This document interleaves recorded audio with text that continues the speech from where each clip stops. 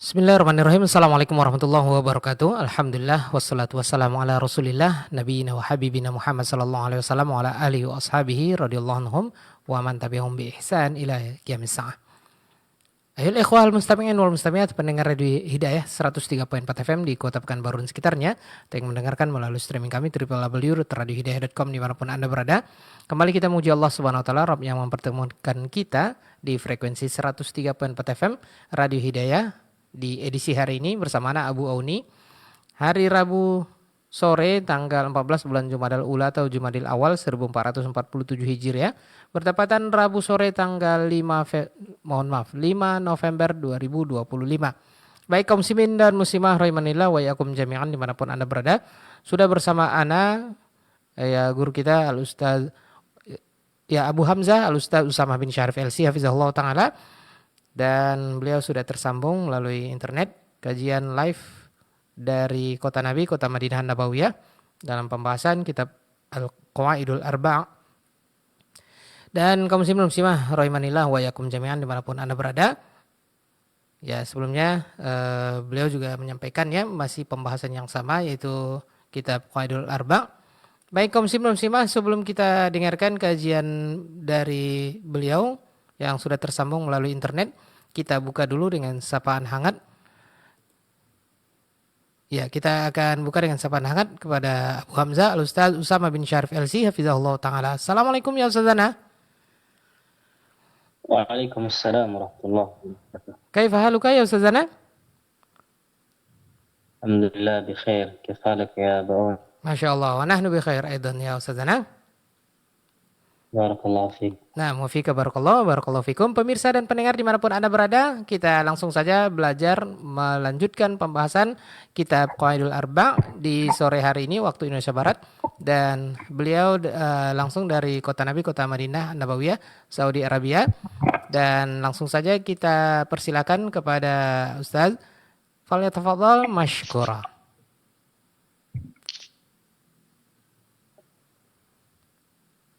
الرحمن الرحيم. الحمد لله رب العالمين. أشهد أن لا إله إلا الله وحده لا شريك له. أشهد أن محمدا عبده ورسوله صلى الله عليه وعلى آله وصحبه وسلم تسليما كثيرا.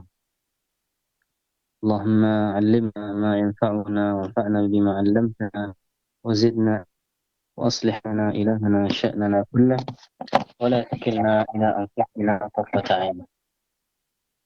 أما بعد, muslimin wa muslimat rahimanillah wa iyyakum, pendengar hidayah semoga senantiasa dirahmati, dijaga dan diberkahi oleh Allah Subhanahu wa taala. Pada pertemuan kan lalu kita telah memasuki pembahasan kaidah yang ketiga dari Qawaidul Arba', mana kita telah menyebutkan bahwasanya al-muallif rahimahullah menyampaikan di dalam kaidah yang ketiga ini tidak ada perbedaan antara orang yang berbuat syirik antara satu dan lainnya di dalam menghukumi mereka. Itu baik yang menyembah atau berbuat syirik, berdoa ataupun meminta apapun, selagi perbuatan tersebut merupakan perbuatan syirik, maka hukumnya sama. Maka dia dihukumi ada sebagai pelaku perbuatan syirik, walaupun yang dia meminta kepadanya atau dia berdoa kepadanya adalah makhluk paling mulia, sekalipun dia merupakan seorang nabi, sekalipun dia merupakan malaikat yang duduknya di sisi Allah Subhanahu wa taala. Setiap perbuatan syirik pada siapapun ditujukan, lagi ibadah yang dia merupakan ibadah, maka dia tidak bisa ditujukan kecuali hanya kepada Allah Subhanahu wa taala. Selain dari Allah merupakan makhluk, selain daripada Allah merupakan hamba yang memiliki pun hak daripada ibadah tersebut. Beliau mengatakan di dalam kaidah yang ketiga bahwasanya Rasulullah SAW diutus di tengah-tengah kaum yang mana mereka bermacam-macam di dalam ibadahnya. Ada yang menyembah ada yang menyembah para nabi dan orang saleh, ada yang menyembah bebatuan dan pohon. Pula di antara mereka yang menyembah matahari ataupun bulan. Kan tapi Rasulullah Sallallahu Alaihi Wasallam memerangi mereka seluruhnya.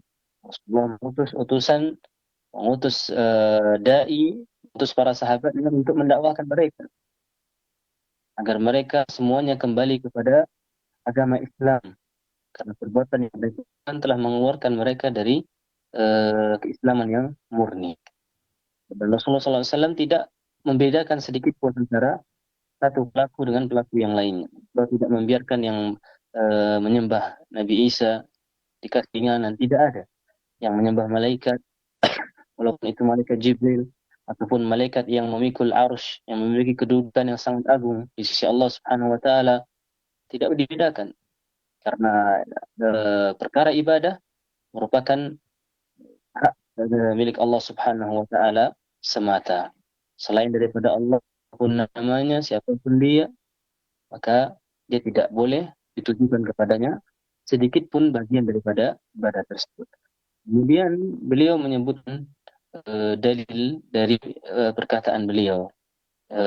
Kalau setelah beliau memberikan pernyataan tersebut, takrir ataupun muqaddimah apa yang beliau sampaikan, dan beliau menyebutkan dalil secara terperinci dari setiap apa yang beliau sebutkan. Beliau mengatakan, wa dalilu syamsi wal qamar qauluhu ta'ala, dan dalil yang menunjukkan bahwasanya ada di antara orang-orang musyrikin yang diutus Rasulullah di tengah-tengah mereka sallallahu alaihi wasallam menyembah kepada matahari ataupun menyembah kepada al-qamar, bulan. Firman Allah Subhanahu wa taala dalam surat Fussilat ayat yang ke-37. Firman Allah Subhanahu wa taala, a'udzubillahi minasyaitonir rajim, wa min ayatihi al-lailu wan-nahar wasyamsu wal-qamar. ومن آياته الليل والنهار والشمس والقمر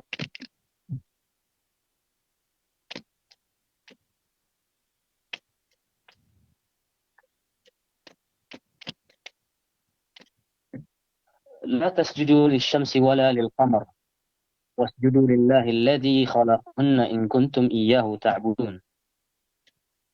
Dan di antara Allah Subhanahu wa taala berfirman dalam Fussilat 37, ومن آياته الليل والنهار والشمس والقمر. Di antara tanda kuasa Allah Subhanahu wa taala adalah al-lail, itu adanya malam hari, wan nahar, dan adanya siang hari, wasyamsu wal qamar, dan adanya matahari dan bulan. Mana semua itu merupakan tanda kebesaran Allah Subhanahu wa taala dan Subhanahu wa taala. Itu menunjukkan alam semesta ini memiliki Tuhan, memiliki Rabb yang mengatur setiap perkara yang terjadi di alam semesta ini. Kan tapi semua itu langit dan bumi ataupun matahari dan bulan, dengan keagungan ciptaan Allah terhadap mereka tidak sedikit pun memiliki hak daripada ibadah, karena mereka semuanya adalah tanda kuasa Allah yang Allah ciptakan untuk mengenalkan kepada para makhluknya akan Sang Pencipta. Kalau kesannya kita takjub melihat langit dan bumi, melihat matahari dan bulan, serta pengaturan yang sangat detail dari terjadinya malam dan siang hari, Allah mengatakan semua itu merupakan tanda kuasa Allah dan mereka semuanya adalah makhluk. Allah mengatakan, la tasjudu lisyamsi walil qamar, janganlah kalian sujud kepada matahari ataupun sujud kepada bulan. Wasjudu lillahi alladzi khalaqahun in kuntum i'budun. Dan tapi siapa yang berhak untuk beribadah adalah yang menciptakan mereka, adalah yang menciptakan siang dan malam, adalah yang menciptakan matahari dan bulan. Wasjudu lillah, kan tapi sujudlah hanya kepada Allah alladzi khalaqahun, yang telah menciptakan semua itu. in kuntum iyyahu ta'budun. Kalau seandainya kalian benar-benar beribadah kepada Allah Subhanahu wa taala. Di dalam ayat ini Allah Subhanahu wa taala menjelaskan bahwasanya semua yang kita lihat itu merupakan tanda kuasa Allah dari ciptaannya, yang mana tidak memiliki sedikit pun hak daripada ibadah. Sehingga kita harus mengikhlaskan ibadah kita hanya kepada Allah Subhanahu wa taala. Maka berdasarkan ayat ini, pelarangan yang Allah sebut di dalam ayat ini menunjukkan bahwasanya ada di antara kalangan orang-orang musyrikin yang Rasulullah diutus hanya yang beribadah, menyembah, sujud kepada makhluk, sujud kepada matahari ataupun kepada bulan. Mereka menyembah matahari dan bulan. Karena itu kita juga diperintahkan untuk hati-hati dari perkara tersebut, dan kita diperintahkan untuk menjauhi perkara tersebut.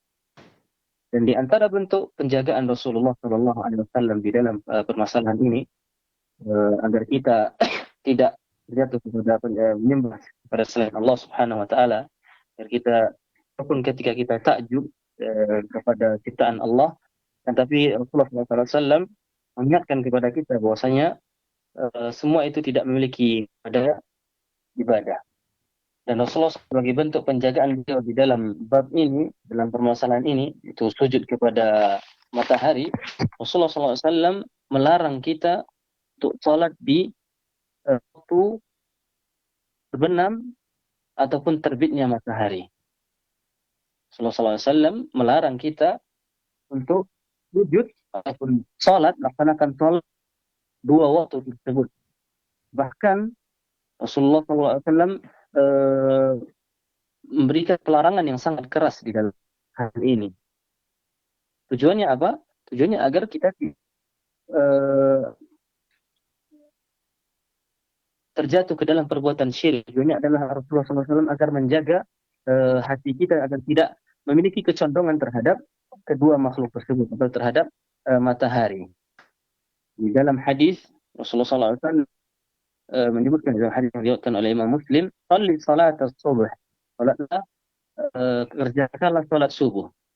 "Tsumma aqsir 'anis shalah hatta tatlu'a asy-syamsu hatta tartafi'." Kemudian tahan, jangan kerja salat sampai matahari terbit. Apakah waktu terbit dibolehkan? Tidak. Hatta tatlu'a asy-syams, sampai matahari itu benar-benar terbit dan dia mulai naik dan mulai kelihatan. Itu waktu syuruk atau waktu duha, mulai masuknya, tanda masuknya waktu duha. Rasulullah SAW menjelaskan mengapa tidak boleh sholat pada saat hari terbit. Kenapa Rasulullah memerintahkan kepada kita untuk menahan tidak sholat ketika matahari terbit? Rasulullah mengatakan, fa innaha tatlu'u hina tatlu'u qarnai syaitan wa hina idzin yujudu lahal kuffar. Hari itu terbit di antara dua tanduk syaitan, dan pada saat itulah orang-orang musyrikin, orang-orang kafir, mereka sujud kepada matahari. Itu para penyembah matahari. Rasulullah SAW melarang kita untuk sholat di dua waktu tersebut. Walaupun kita mengikhlaskan ibadah hanya kepada Allah, walaupun kita sholat karena Allah, ikhlas, akan tapi Rasulullah melarang. Dan itu merupakan dua waktu yang diharamkan bagi kita untuk melaksanakan sholat 5 waktu. Kemudian begitu juga dengan waktu terbenamnya matahari. Rasulullah SAW menyebutkan di akhir hadis, setelah beliau memerintahkan untuk melaksanakan salat asar, "Tsumma aqsir 'anis shalah." Kemudian tahan, jangan laksanakan salat hatta taghrub asy-syams, sampai matahari benar-benar telah tenggelam. Fa innaha taghrubu baina qarnai syaitan wa hina idzin yasjudu al-kuffar. Sungguhnya itu di antara dua tanduk syaitan, dan pada saat itu akhir mereka sujud kepada matahari. Para penyembah matahari mereka melaksanakan ibadah mereka. Rasulullah SAW melarang kita untuk melaksanakan salat di dua waktu tersebut. Oleh karenanya kalau kita perhatikan dari sunnah rawatib ataupun sunnah, sholat-sholat sunnah yang disunnahkan oleh Rasulullah SAW, pada dua waktu tersebut tidak ada sunnah. Yang ada pada saat sholat subuh, itu kita diperintahkan untuk melaksanakan sholat qabliyah, itu sebelum daripada sholat subuh. Selesai sholat subuh, untuk memperbanyak daripada berzikir kepada Allah Subhanahu wa taala, memperbanyak daripada membaca Al-Qur'an, memperbanyak daripada ibadah yang tidak ada kaitannya dengan sujud kepada Allah Subhanahu wa taala. Kita diperintahkan untuk mengagungkan Allah taala waktu-waktu tersebut. Subhanallahi hina tumsun wa hina tusbihun. Kita dilarang untuk melaksanakan salat sunnah. Seorang dilarang untuk melaksanakan salat sunnah setelah salat subuh. Kecuali bagi orang-orang yang memiliki kebiasaan untuk melaksanakan salat qabliyah. Para ulama mengatakan orang-orang yang biasa salat qabliyah kemudian mereka tertinggal, itu telat bangun subuh sudah qomat, kemudian selesai salat subuh diperbolehkan, tapi hanya sebatas melaksanakan salat sebagai ganti daripada salat sunnah qabliyah tersebut. Namun setelah itu tidak dibolehkan lagi dia untuk melaksanakan salat sampai matahari benar-benar terbit.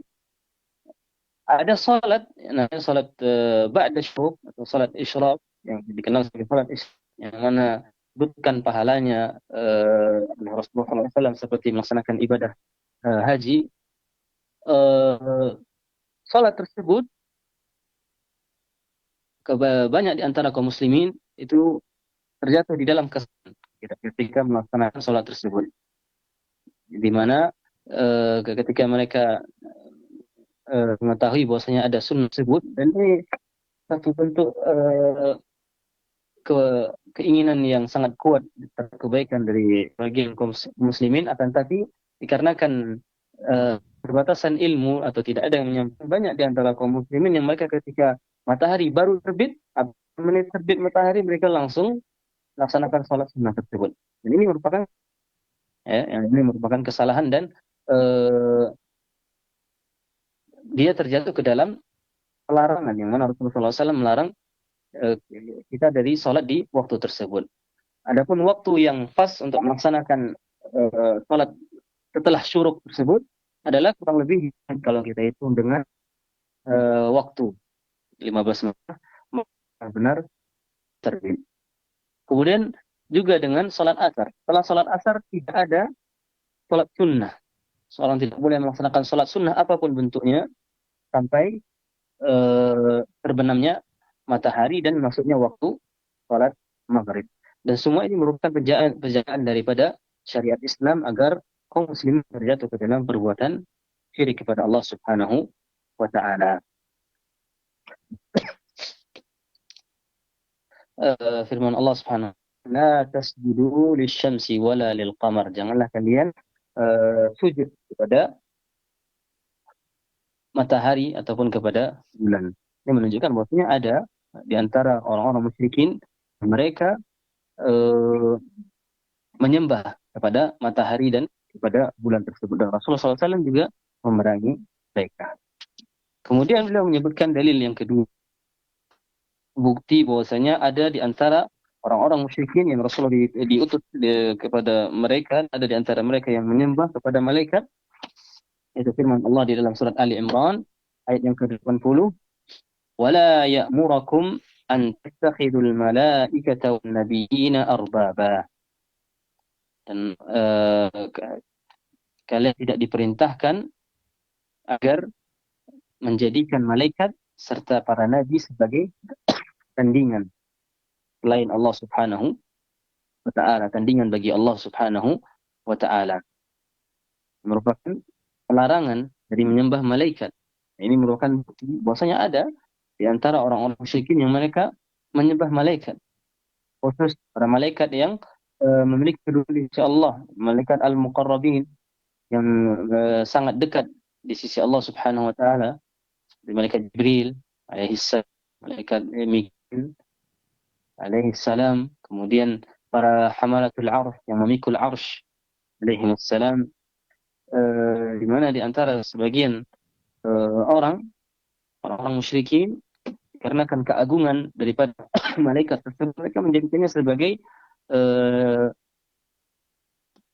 wasilah, dijadikannya sebagai perantara doa dalam ibadah, meminta kepada mereka agar mengangkat hajatnya kepada Allah Subhanahu wa taala. Dan itu merupakan larangan, merupakan uh, perbuatan syirik yang Allah Subhanahu wa taala haramkan, dan Allah Subhanahu wa taala cela para pelakunya. Para malaikat merupakan hamba Allah yang sangat perkasa. Mereka merupakan hamba Allah yang sangat besar. Dan mereka merupakan makhluk Allah Subhanahu wa taala yang sangat mulia. La ya'sunallaha ma amarahum. Allah mensifati mereka, mereka tidak pernah berbuat maksiat terhadap apa yang Allah perintah. Wa yaf'alu ma yumarun. Dan mereka melaksanakan apa yang Allah Subhanahu wa taala perintahkan. Akan tapi dengan kemuliaan yang mereka miliki, mereka merupakan makhluk. Mereka merupakan hamba Allah Subhanahu wa taala. Mereka tidak berhak untuk disembah selain daripada Allah Subhanahu wa taala. Karenanya di dalam surat Fatir, Allah Subhanahu wa taala ketika di dalam surat Saba ayat yang ke-22 dan 23, ketika Allah Subhanahu wa taala menyebutkan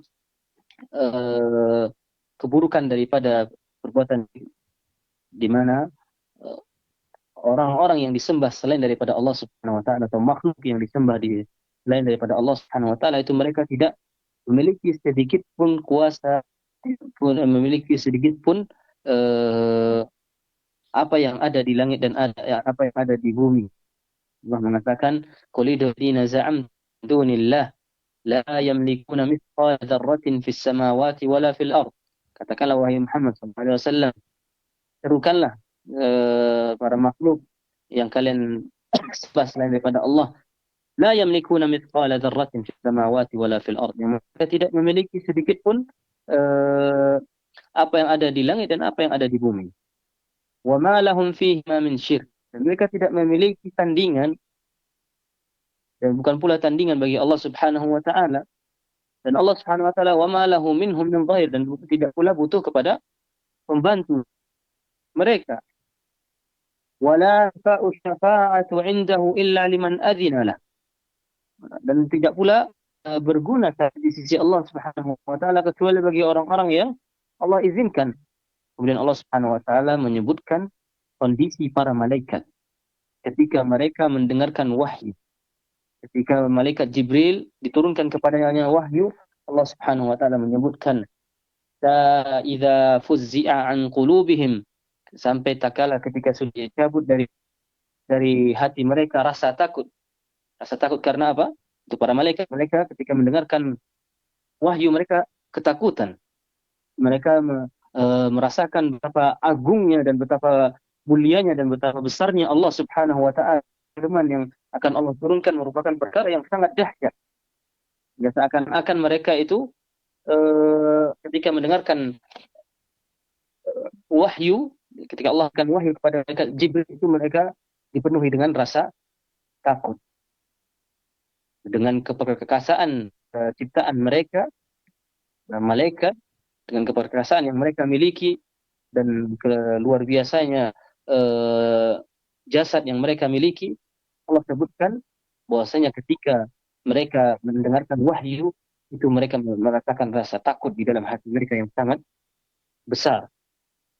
Sampai ketika Allah baru cabut rasa takut tersebut dari mereka, dari hati mereka, barulah mereka bisa berbicara, bisa mengangkat kepala mereka. Qalu madza qala rabbukum, mereka bertanya kepada malaikat Jibril.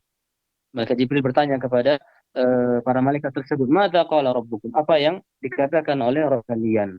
Maka para malaikat tersebut mengatakan qala haq, itu adalah perkara yang hak, perkara yang benar. Wa huwal aliyyul kabir, dan Allah Subhanahu wa taala maha tinggi dan maha besar. Seandainya mereka merupakan makhluk yang sangat besar, makhluk yang sangat perkasa, dan makhluk yang sangat mulia, mereka dihampiri rasa takut yang sangat luar biasa ketika mendengarkan wahyu Allah Subhanahu wa taala. Maka semua ini menunjukkan bahwasanya mereka merupakan hamba yang tidak memiliki kuasa sedikit pun, tidak memiliki hak sedikit pun untuk disembah ataupun diibadati selain daripada Allah Subhanahu wa taala. Bahkan Allah Subhanahu wa taala menyebutkan di dalam surah Al-Anbiya yang ke-29 di mana para malaikat tersebut tidak memiliki hak sedikit pun untuk mengakui bahwasanya atau memberikan pengakuan bahwasanya dirinya merupakan ilah atau Tuhan yang berhak untuk disembah. Bahkan Allah mengancam mereka. Allah mengatakan, "Wa ma yaqul minhum." Barang siapa di antara mereka, di antara para malaikat yang mengatakan, "Inni ilahum min duni." Sungguhnya aku adalah ilah sembahan selain daripada Allah, fadzalika najzihi jahannam. Maka orang tersebut atau yang mengatakan dari kalangan akan dimasukkan ke dalam api neraka. Ini merupakan perkara yang tidak terjadi. Akan tapi Allah Subhanahu wa taala menyebutkan, ini menjelaskan kepada kita sampai malaikat pun mereka tidak memiliki hak sedikit pun untuk mengaku-ngaku bahwasanya dia merupakan ilah, memberikan pengakuan bahwasanya dia merupakan berhak untuk disembah selain dari Allah. Bahwasanya dia akan dimasukkan dalam api neraka. Seandainya para malaikat dengan mereka, kedudukan mereka yang sangat mulia di Subhanahu wa taala tidak memiliki hak tersebut, maka lain daripada mereka lebih tidak pantas untuk mengaku akan perkara memberikan pengakuan bahwasanya dia Tuhan ataupun ilah yang tak disembah selain daripada Allah Subhanahu wa taala. Kemudian bila menyebut juga dalil yang menunjukkan bahwa di antara orang-orang musyrikin menyembah kepada Nabi. Firman Allah dalam surat Al-Maidah, di akhir surat Al-Maidah ayat ke-116. Allah Subhanahu wa taala menyebutkan, "Wa idz qala Allah ya Isa ibn Maryam." Dan ingatlah ketika Allah Subhanahu wa taala berfirman, "Wahai Isa ibn Maryam." Dan ini pertanyaan dari Allah Subhanahu wa taala pada hari kiamat kelak. Allah tanya kepada Nabi Isa alaihissalam, "A'anta qulta lin-nas?" Engkau mengatakan kepada manusia, "Ittakhidhuni wa ummiya ilahi min dunillah." Jadikanlah aku dan ibuku sebagai dua Tuhan selain daripada Allah Subhanahu wa taala. Ada orang-orang yang mengatakan hal ini. Sekarang di dunia ini, sejak zaman Nabi Isa, ada orang yang menyembah Nabi Isa dan ibunya dan mengatakan bahwasanya mereka merupakan dua ilah yang berhak untuk disembah. Itu yang pertama adalah Allah, kemudian yang kedua adalah Isa, dan yang ketiga adalah Maryam alaihi wassalatu wassalam. Allah menanyakan hal ini kepada Nabi Isa pada hari kiamat kelak. Apakah benar bahwasanya ini merupakan perintah Nabi Isa, perintah daripada ibunya? Apa kata Nabi Isa alaihissalam? Nabi Isa akan berlepas diri daripada setiap orang mereka. Dan begitu juga dengan para sesembahan selain daripada Allah. Mereka semuanya dari kalangan malaikat akan berlepas diri. Bahkan orang-orang musyrikin, bahkan iblis, yang mana dia merupakan dedengkot daripada penyakit dan dia akan berlepas diri daripada para penyembahnya, daripada para pelaku syirik, daripada orang-orang yang menyembah kepada iblis tersebut. Padahal dia mengajak, benar-benar mengajak manusia untuk terjatuh ke dalam perbuatan syirik. Akan tetapi pada hari kiamat kelak dia akan berkhutbah, dia akan berlepas diri. Bagaimana yang Allah sebutkan di dalam surat Ibrahim, mana Allah Subhanahu wa taala berfirman di dalam surat Ibrahim yang maknanya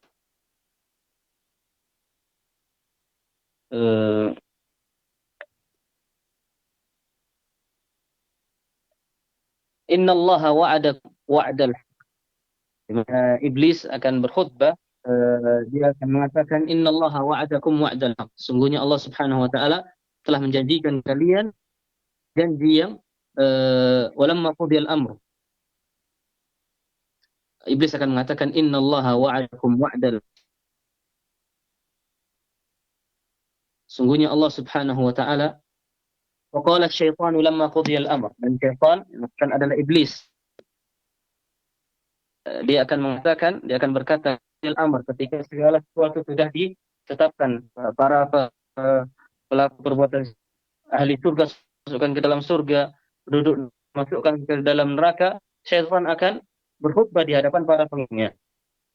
Wa qala asy-syaitanu lamma qudiya al-amr, innallaha wa'akum wa'dal haqq. Sesungguhnya Allah Subhanahu wa taala telah menjanjikan kepada kalian janji yang pasti, janji yang benar. Barang siapa yang mentauhidkan Allah, melaksanakan amal saleh, akan dimasukkan ke dalam surga. Iblis mengatakan ini janji yang benar. Dan Allah Ta'ala telah menyebutnya ketika kita masih di dunia. Allah menurunkan ayat, ini akan terjadi. Dan ini pasti akan terjadi. Innallaha wa'adakum wa'dal haq. Sesungguhnya Allah telah menjanjikan kepada kalian yang benar. Wa wa'adtukum fa'akhlaf. Akan tapi aku menjanjikan kepada kalian dan aku telah berjanji tersebut. Wa ma kana li min sultan. Dan aku tidak memiliki kuasa ya. Illa an da'autukum fastajabtum li. Kecuali hanya aku dahulu di dunia mengajak kalian kepada perbuatan maksiat, mengajak kalian kepada perbuatan syirik, mengajak kalian kepada perbuatan kufur, mengajak kalian ke perbuatan yang dimurkai oleh Allah, fastajabtum li. Dan kalian menjawab ajakan aku tersebut. Fala talumuni walumu anfusakum. Maka jangan kalian cela aku, tapi cela diri kalian. Mengapa kalian dahulu ketika di dunia mengikuti ajakan tersebut? Ma ana bimusrikhikum wa ma ana musrikhi. Aku tidak bisa menyelamatkan diriku, tidak bisa pula kalian menyelamatkan diriku. Apa kata iblis? Inni bima asyraftumuni min qabl. Sungguhnya aku telah kufur apa yang telah kalian persekutukan Allah. Kalian jadikan aku sebagai sembahan selain daripada Allah Subhanahu wa ta'ala. Iblis yang mengajak kepada keburukan dan ketuanya pemimpin daripada syirik dan kemungkaran semua, dia akan berlepas diri dan bahkan dia mengingkari setiap perbuatan yang dilakukan oleh manusia. Inni kafartu bima asyraftumuni min qabl. Maka aku telah mengingkari setiap perbuatan yang persekutukan aku bersama Allah Subhanahu wa taala dahulu ketika di dunia. Idzalimina lahum adzabun alim. Sesungguhnya orang-orang yang melakukan perbuatan zalim, perbuatan syirik, mereka akan mendapatkan azab yang sangat pedih. Sungguh khutbah yang sangat memilukan, yang sangat menyedihkan bagi para pengikutnya, di mana pemimpin pada saat itu berlepas pengikutnya. Dan ini sangat jauh berbeda dengan orang-orang yang mentauhidkan Allah, orang-orang yang menyembah hanya kepada Allah, yang mengikhlaskan ibadahnya hanya kepada Allah, yang mengikutinya jalan Rasulullah Shallallahu Alaihi Wasallam, yang meninggalkan perbuatan-perbuatan yang dimurkai oleh Allah Subhanahu Wa Taala karena mengharap janji Allah Subhanahu Wa Taala. Maka mereka semuanya akan mendapatkan bagaimana firman Allah di dalam surah satu ayat setelah daripada ayat ini, itu ayat yang ke-23, Allah mengatakan khilalladzina amanu amilus salihati jannat. Dan kami akan masukkan orang-orang yang beriman serta beramal soleh ke dalam surga. Tajri min tahtihal anhar khalidina bi rabbihim. Itu ke dalam surga yang mengalir di bawahnya sungai yang mereka kekal di dalamnya atas izin Allah Subhanahu wa ta'ala. Sangat jauh berbeda antara pelaku syirik dan pelaku tauhid, di mana jalan yang mereka tempuh sangat jauh berbeda dan tempatnya sangat jauh berbeda. Orang musyrikin mereka berada di dalam api neraka, dan orang-orang beriman dan percaya akan janji Allah Subhanahu wa taala, mereka akan dimasukkan ke dalam surga oleh Allah Subhanahu wa taala, dan mereka akan diselamatkan daripada godaan syaitan ketika mereka di dunia. Iblis akan berlepas diri, dan begitu pula dengan para nabi dan para malaikat dan orang-orang soleh, mereka semuanya akan berlepas diri dari pengikutnya, daripada para penyembahnya. Dan begitu juga dengan Nabi Isa alaihissalam. Di dalam ayat ini beliau mengatakan qala subhanak, maha suci engkau ya Allah, ma yakunu li an aqula ma laysa li bihi ma haq. Tidak pantas bagiku untuk mengatakan sesuatu yang bukan menjadi milikku, yang aku tidak memiliki hak di dalamnya. In kuntu qultuhu faqad alimta. Kalau seandainya aku mengatakan hal tersebut, maka engkau telah tahu, wahai Allah. Dan tapi pada hakikatnya, Nabi Isa tidak pernah mengatakan hal tersebut. Pernah memerintah kepada para umatnya untuk Nabi Isa pun menyembah ibunya. Ta'lamu ma fi nafsi. Engkau mengetahui apa yang ada di dalam diriku. Wala a'lamu ma fi nafsi. Dan aku tidak mengetahui apa yang berada pada dirimu, ya Allah. Innaka anta 'allamul ghuyub. Sungguhnya engkau maha mengetahui perkara yang gaib. Menunjukkan bahwasanya ada di antara manusia yang orang-orang musyrik yang Rasulullah SAW diutus di tengah-tengah mereka yang menyembah kepada para nabi. Dan di dalam ayat ini terdapat bantahan bagi orang-orang, khususnya para dai di zaman kita ini. Banyak orang-orang yang menyesatkan, orang-orang yang mengatakan bahwasanya berbeda hukumnya antara menyembah para nabi, menyembah orang soleh, menyembah malaikat, menyembah orang yang memiliki kedudukan di sisi Allah dengan orang-orang yang menyembah patung. Tidak, ini merupakan syubhat dan merupakan pernyataan yang dusta. Di mana dalam ayat ini Allah mengatakan perbuatan tersebut merupakan perbuatan zalim. Di mana di dalam sabda Nabi SAW, la tatruni kama atratin nasara Isa bin Maryam, janganlah kalian gulu terhadap diriku, berlebih-lebihan terhadap diriku, bagaimana orang-orang Nasrani mereka berlebih-lebihan di dalam kepada Isa ibn Maryam. Semua itu menunjukkan bahwa saya tidak ada bedanya antara orang yang menyembah kepada Nabi, berdoa kepada Nabi, meminta kepada Nabi, meminta kepada wali, meminta kepada orang-orang saleh, dengan orang-orang yang meminta kepada batu, meminta kepada batu ataupun meminta kepada pohon atau meminta kepada siapapun itu. Semuanya merupakan perbuatan syirik dan harus dijauhkan serta ditinggalkan. Kemudian juga Nabi SAW di dalam perlakuan beliau tidak membedakan antara satu dengan yang lainnya. Rasulullah SAW mendakwahkan tauhid.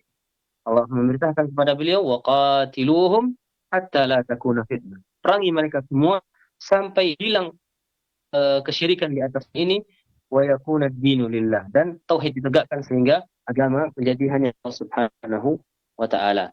Kemudian dalilus salihin, dalil yang menunjukkan ada di antara orang-orang musyrikin yang menyembah kepada orang-orang saleh. Itu firman Allah Subhanahu wa taala dalam surah Al-Isra ayat ke-57, ulaika alladzina yad'un yabtaguna ila rabbihimul wasilah ayyuhum aqrabu wa yarjuna rahmatahu wa yakhafuna 'adzabah. Sungguhnya mereka, itu orang-orang musyrikin, mereka berdoa, menyembah kepada ulaika alladzina yad'un. Itu mereka yang disembah selain daripada Allah, daripada orang-orang saleh. Kondisi mereka yad'un. Pada hakikatnya orang-orang yang disembah selain daripada Allah Subhanahu wa taala, daripada orang-orang saleh tersebut, itu para nabi atau orang-orang saleh atau para wali, pada dasarnya mereka berdoa kepada Allah. Mereka juga beribadah kepada Allah Subhanahu wa taala. Yabtaguna ila rabbihimul wasil. Mereka mendekatkan diri mereka kepada Allah dengan melakukan amal saleh. Ayyuhum aqrab. Siapa di antara mereka yang bisa lebih dekat kedudukannya di Subhanahu wa taala, dan mereka mengharapkan rahmat Allah, wa yarjuna rahmatah wa yakhafuna 'adzabah, dan mereka takut dari azab Allah Subhanahu wa taala. Allah Subhanahu wa taala membantah di dalam ayat ini bahwasanya siapapun yang disembah selain daripada Allah dari kalangan orang-orang saleh, pada dasarnya mereka sendiri itu beribadah kepada Allah. Lantas mengapa orang-orang yang datang setelah mereka itu menyembah kepada orang-orang saleh tersebut? Orang-orang saleh tersebut saja tidak memiliki tidak dapat mendatangkan manfaat terhadap diri mereka, dan mereka manfaat kepada Allah, maka lantas kenapa selain dari mereka itu memintanya kepada makhluk tersebut? Disebutkan oleh para ahli tafsir, sebagian mengatakan bahwasanya ayat ini diturunkan kepada orang-orang yang menyembah kepada Isa ataupun menyembah kepada ibunya dan menyembah kepada Uzair. Allah mengatakan bahwasanya Nabi Isa dan Maryam alaihissalam, dan juga begitu juga dengan Uzair yang disembah selain daripada Allah Subhanahu wa taala, mereka semuanya merupakan hamba Allah. Mereka semuanya beribadah kepada Allah. Maryam Allah sebutkan di dalam surat Ali Imran, dan Allah sebutkan di dalam surat Maryam bahwasanya beliau itu beribadah kepada Allah, mendekatkan dirinya kepada Allah. Bahkan beliau termasuk daripada hamba Allah yang sangat kuat di dalam ibadahnya, menyembahnya kepada Allah. Itu juga dengan Nabi Isa alaihissalam. Beliau merupakan seorang nabi dan beliau mendakwakan tauhid. Bagaimana kemudian datang orang yang setelah mereka dari kalangan umatnya, mengaku pengikutnya, kemudian kepada mereka, padahal mereka sendiri itu menyembah hanya kepada Allah Subhanahu wa taala.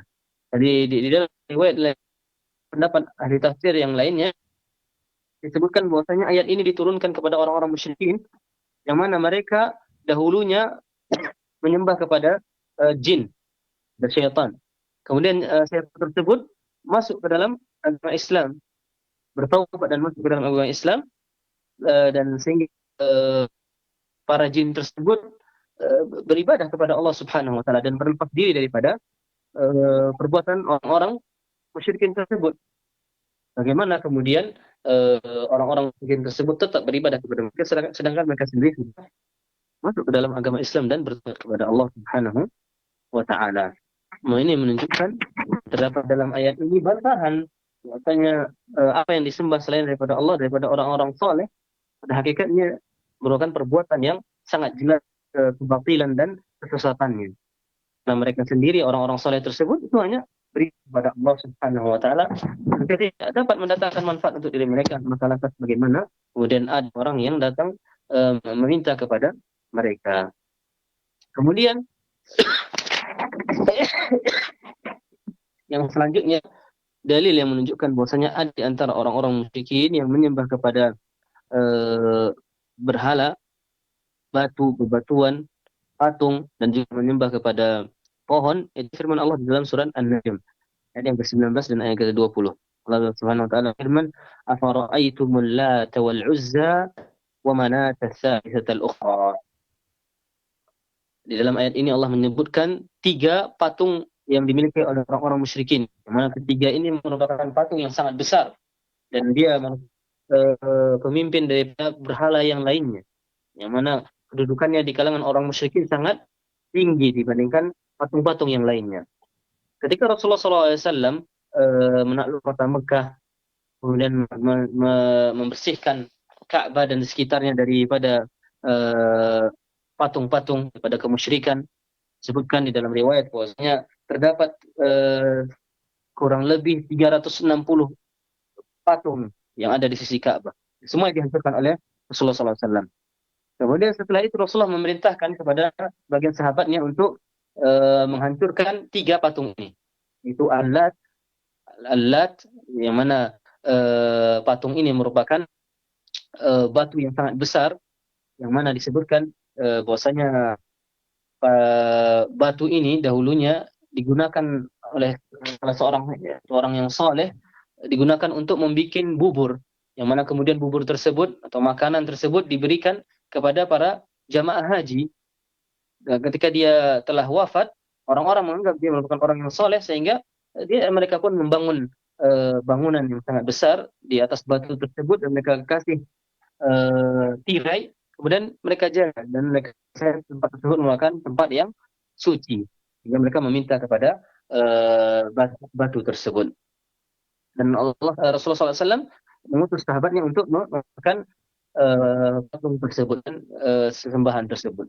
Kemudian Rasulullah juga mengutus Khalid ibn Walid ke Uzza, di mana patung ini dia bertempat di antara Mekah dan Taif, di mana dia merupakan pohon.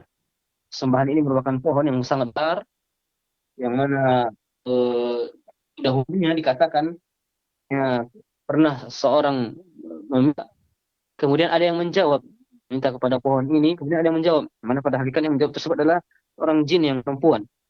Allah mengutus Khalid dan memerintahkan untuk memotong pohon ini dan juga membunuh jin yang ada di tempat tersebut. Kemudian Manat juga begitu, dia merupakan batu yang besar, mana dia merupakan sesembahannya orang-orang Aus dan Khazraj dahulu di zaman jahiliyah. Kemudian Rasulullah SAW memerintahkan kepada Ali untuk kan patung tersebut. Dan Allah mengatakan, "Afara'aitumul Lata wal Uzza wa Manata ats-tsalitsah ukhra." Maksudnya apa? Tidakkah kalian melihat bagaimana tiga patung yang besar ini yang dulu disembah, apakah mereka dapat memberikan kepada kalian? Bahkan mereka sendiri tidak bisa menjaga diri mereka dari kehancuran. Di mana ketika Rasulullah memerintahkan para sahabat untuk menghancurkan tiga patung ini, mereka sendiri tidak bisa untuk menyelamatkan diri mereka. Bagaimana kemudian mereka dapat menyelamatkan para penyembahnya? Jadi Allah Subhanahu Wa Taala membantah perbuatan mereka. Kemudian di antara hadis yang disebutkan oleh Allah dalil yang menunjukkan bahwasanya ada di antara orang-orang yang menyembah kepada pohon, itu hadis daripada Al-Laythi radhiyallahu taala anhu, beliau mengatakan, dahulu kami keluar dari kota Mekah menuju Hunain setelah penaklukan kota Mekah, dan beliau mengatakan, walahnu hudatsa'u ahdin bikum. Kondisi kami itu kami baru saja masuk Islam, yang mana kekufuran, perbuatan syirik itu tidak jauh dari kami. Dan keimanan belum lagi menancap di dalam diri kami, belum kokoh. Walil musyrikina sidrah, dan orang-orang musyrikin mereka memiliki sebuah pohon sidr yang sangat besar. Ya'kufuna indaha, yang mereka berdiri di pohon tersebut. Karena pohon ini terletak di antara Mekah dan yang mana sangat diagungkan oleh orang-orang musyrikin, sangat besar. وَيَنُوطُونَ بِهَا أَسْلِحَتَهُمْ, dan mereka sering menggantungkan senjata mereka di pohon tersebut. Tujuannya untuk apa? Kalau seandainya mereka meyakini bahwa pohon ini memiliki keberkahan, kalau seandainya mereka hendak melakukan peperangan, mereka akan gantungkan terlebih dahulu senjata mereka di pohon tersebut. Kalau seandainya begitu, maka kan mereka berperang, mereka akan mendapatkan pertolongan dan mereka akan memenangkan peperangan tersebut. Kemudian pohon tersebut adalah Dzatu Anwar. Kemudian beliau mengatakan, "Fama Nabi Sidr." Kemudian kami melewati sebuah pohon lainnya. Maka kemudian kami mengatakan kepada Rasulullah SAW, "Ya Rasulullah, ij'al lana Dzatu Anwar kama lahum Dzatu Anwar." Wahai Rasulullah, bikinkan untuk kami pohon yang sama yang kami di sana senjata, di mana orang memiliki pohon tersebut. Apa kata Rasulullah SAW? Dan Rasulullah SAW pun marah. Telah mengatakan Allahu Akbar. Telah bertakbir 3 kali. Yang mana takbir ini tujuannya adalah untuk menghancurkan seluruh keyakinan tersebut. Takbir ini ingin kan bahwa saya tidak ada yang lebih besar daripada Allah Subhanahu wa Ta'ala. Rasulullah mengatakan innahat sunan. Semuanya ini merupakan jalannya orang-orang sebelum kalian. Semuanya ini merupakan jalan para pelaku syirik. Dalam riwayat lainnya Rasulullah mengatakan Allah, Maha suci Allah Subhanahu wa Ta'ala. Qultum walladhi nafsi biyadih. Kalian telah mengatakan, demi zatku yang berada di dalamnya, demi zat yang jiwaku berada di tangannya, sungguhnya kalian telah mengatakan perkataan yang sama yang dikatakan oleh orang-orang Bani Israel kepada Nabi Musa alaihissalam, ij'al lana ilahan kama lahum alihan. Jadikan kami Tuhan sebagaimana orang-orang pengikut Fir'aun memiliki Tuhan selain daripada Allah Subhanahu wa Ta'ala. Kemudian Rasulullah SAW mengatakan, la tattabi'anna sanana man kana qablakum. Sesungguhnya kalian akan mengikuti jalannya orang-orang yang sebelum kalian. Shibran bishim. Satu jengkal demi satu jengkal, satu zira'an, satu depak dan satu depak, hatta law dakhalu juhra rabbil la dakhaltum, sampai kalau mereka malam satu hasta demi satu hasta, sampai kalau mereka masuk ke dalam sarangnya Bab, maka kalian akan mengikuti mereka. Dalam hadis ini dapat bukti bahwasanya perbuatan syirik itu ya, dan ada di orang-orang musyrikin yang Rasulullah diutus tengah mereka yang menyembah kepada pohon. Dan di dalam hadis ini terdapat penjelasan akan bahaya daripada perbuatan syirik dan bahayanya kedangkalan ilmu. Ketika seorang jauh daripada tauhid dan pentingnya ilmu, jauh daripada tauhid, maka dia akan terjatuh ke dalam perbuatan syirik dalam keadaan dia tidak mengetahuinya. Dan juga di dalam hadis ini terdapat bukti bahwa bahayanya seorang bertasyabuh kepada orang musyrikin. Karena Rasulullah SAW bersabda, hadis yang lainnya, "Masabbaha biqaumin fahuwa minhum." Siapa yang mengikuti suatu kaum, maka mereka termasuk dari golongan kali. Dan di dalam hadis ini dijelaskan para ulama bahwasanya para sahabat tidak terlibat dalam perbuatan syirik. Karena apa? Karena Rasulullah SAW mengingatkan mereka dan mereka kemudian meninggalkan keinginan tersebut. Mereka belum jatuh ke dalam perbuatan syirik, sehingga mereka tidak bisa dihukumi sebagai orang-orang yang musyrik. Karena ketika Rasulullah mengingatkan para sahabat radhiyallahu anhum, maka kemudian mengingatkan permintaan tersebut tidak jadi meminta kepada Rasulullah Shallallahu Alaihi Wasallam. Kemudian kaidah yang keempat terakhir, Mu'allif rahimahullah mengatakan, anna musyriki zamanuna, sungguhnya orang-orang musyrik di zaman kita, aghlabu syirkan minal awwalin. Perbuatan syirik yang mereka lakukan itu lebih buruk dan lebih parah dan lebih jelek dibandingkan perbuatan syirik yang dilakukan oleh orang-orang terdahulu. Kan adalah orang-orang para kaum musyrikin di zaman Rasulullah SAW. Mengapa beliau mengatakan hal ini? Sebabnya beliau mengatakan, li'annal awwalin, karena orang-orang terdahulu, orang-orang musyrikin yang ada di zaman Rasulullah SAW, yusyrikir rakha. Mereka berbuat syirik hanya dalam kondisi senang, dalam kondisi mereka mendapatkan nikmat. Wa yukhlisuna fi syiddah. Namun ketika sedang berada dalam kondisi kesulitan, dalam kondisi genting, mereka akan mengikhlaskan mereka hanya kepada Allah Subhanahu wa taala.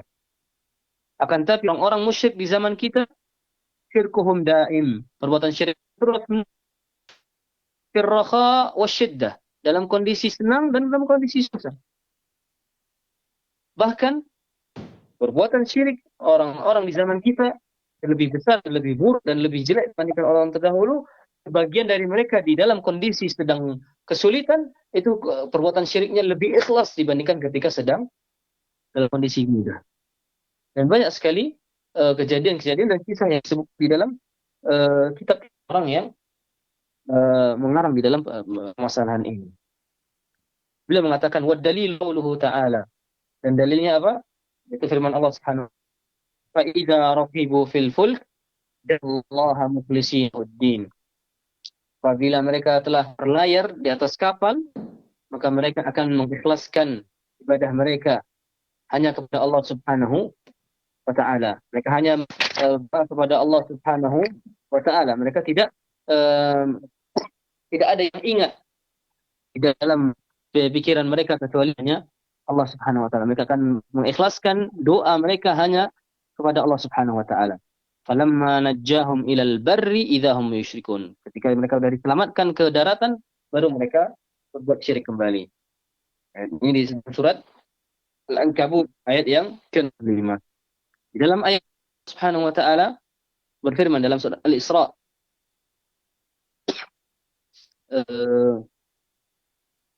Allah Subhanahu wa ta'ala berfirman dalam surah Al-Isra ayat yang ke-66, Rabbukumul ladzi di dalam ayat yang lainnya Allah Subhanahu wa ta'ala berfirman, fa idza raqibu fil fulki da'u Allah mukhlishina lahuddin.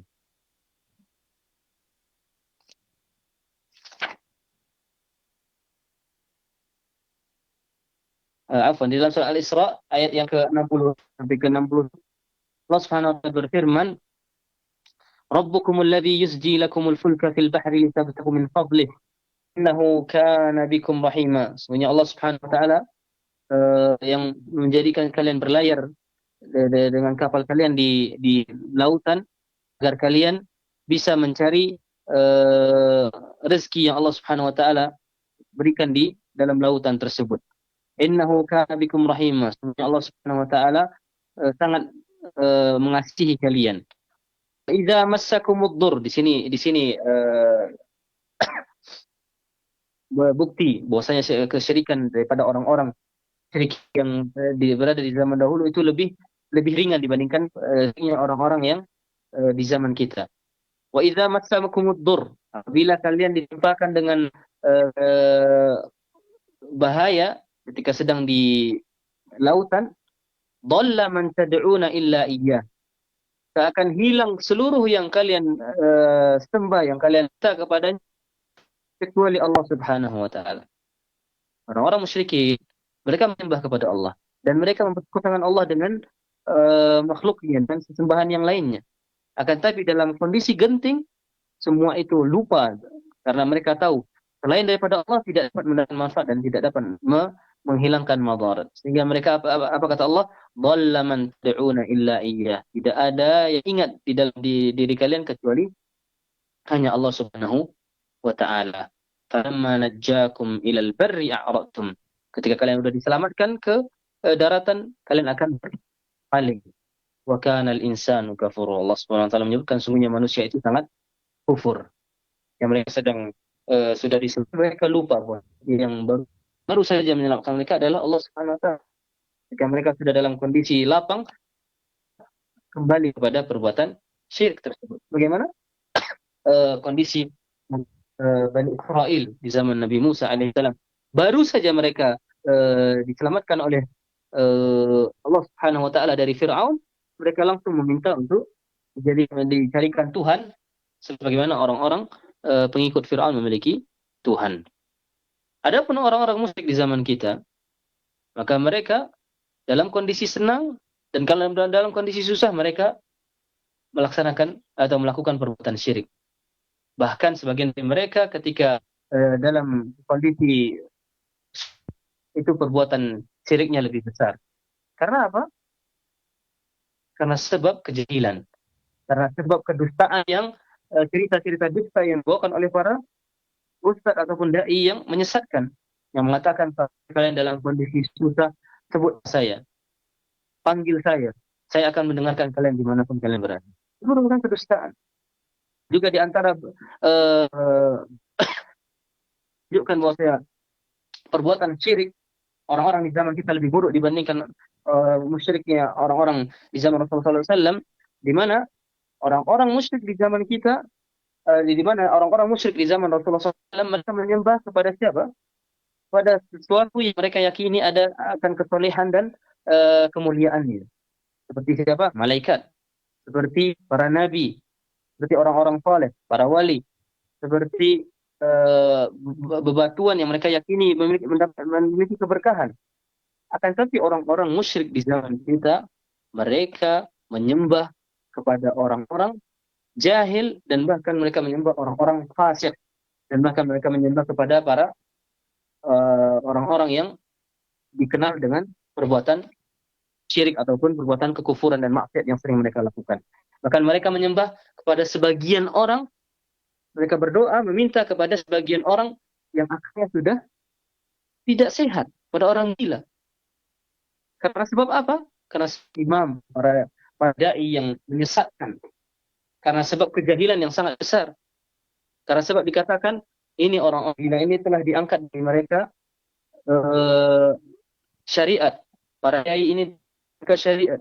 Sehingga apapun yang mereka kerjakan jangan dikomentari. Bahkan waliyadzubillah sebagian orang yang akalnya tidak sehat diminta, diyakini ke karomahannya, diyakini memiliki karomah atau kedudukan di sisi Allah Subhanahu wa taala. Oleh karena itu di sini beliau menjelaskan maksud perbuatan syirik yang terjadi di zaman kita ini lebih parah dibanding perbuatan syirik yang terjadi di zaman dahulu. Kesimpulannya, 4 kaidah ini merupakan kaidah yang sangat penting yang hendaknya kita senantiasa membaca kembali, mengulang kembali, dan juga mempelajarinya serta mendalaminya. Karena dengan kita mempelajari 4 kaidah ini, bismillah kita akan dibentengi dan dilindungi oleh Allah Subhanahu wa taala. Karena satu-satunya hal yang dapat menyelamatkan seorang dari kejahilan, dari perbuatan syirik adalah dengan belajar. Bersamaan dengan itu dia memperbanyak daripada doa kepada Allah Subhanahu wa taala. Dan 4 kaidah ini kaidah yang sangat yang menjelaskan hakikat daripada perbuatan syirik, yang mana di dalamnya juga terdapat penjelasan bagaimana seharusnya kita sebagai seorang mukmin, dan menjelaskan juga di dalamnya bahaya daripada perbuatan syirik, yang mana biiznillah ta'ala kalau kita mendalami dan kita mengikhlaskan di dalam belajar mempelajari kaidah ini, kita akan dapat menjadikan sebagai benteng dan juga sebagai bekal kita di dalam menghadapi syubhat-syubhat dan fitnah-fitnah yang ada zaman. Mudah-mudahan dengan ini maka kita selesai dari membahas kitab Al-Qawaidul Arba'. Semoga Allah Subhanahu wa taala memberikan manfaat kepada kita atas ilmu yang kita pelajari, dan semoga Allah Subhanahu wa taala mengampuni dosa muallif rahimahullah dan mengangkat derajat beliau dan balasan kepada beliau. Jazakallahu khairan wa rahimahullah wa ajzala lahu al-mathubata wal ajr. Dan Subhanahu wa taala memberikan taufik kepada kaum muslimin sekalian dimanapun berada. Allah taala alam. Sallallahu ala nabiyyina Muhammad wa ala alihi wa sahbihi ajma'in. Subhanakallahumma wa bihamdik, asyhadu an la ilaha illa ant, astaghfiruka wa atubu ilaik. Assalamualaikum warahmatullahi wabarakatuh. Waalaikumsalam warahmatullahi wabarakatuh. Wa jazakallahu khairan. Kita ucapkan kepada Abu Hamzah Al-Ustaz Usama bin Syarif LC hafizahullah ta'ala dan kaum muslimah rahimanillah wa yakum jami'an dimanapun Anda berada. Demikian tadi kajian lanjutan pembahasan kitab Qawaidul Arba' dari kota Nabi, kota Madinah Nabawiyah, dan alhamdulillah di kota Pekanbaru kita sudah memasuki waktu untuk menunaikan ibadah salat fardu maghrib dan kami ucapkan selamat menunaikan ibadah salat fardu maghrib di wilayah kota Pekanbaru dan sekitarnya. Sekali lagi kita ucapkan jazakallahu khairan kepada Abu Hamzah Al-Ustaz Usama bin Syarif LC hafizahullah ta'ala yang sudah melanjutkan kajian rutin ini dari kota Nabi, kota Madinah Nabawiyah. Langsung saja kita putarkan kumandang azan pertanda masuknya waktu untuk menunaikan ibadah salat fardu maghrib di wilayah kota Pekanbaru dan sekitarnya. Barakallahu fikum. Wassalamualaikum warahmatullahi wabarakatuh.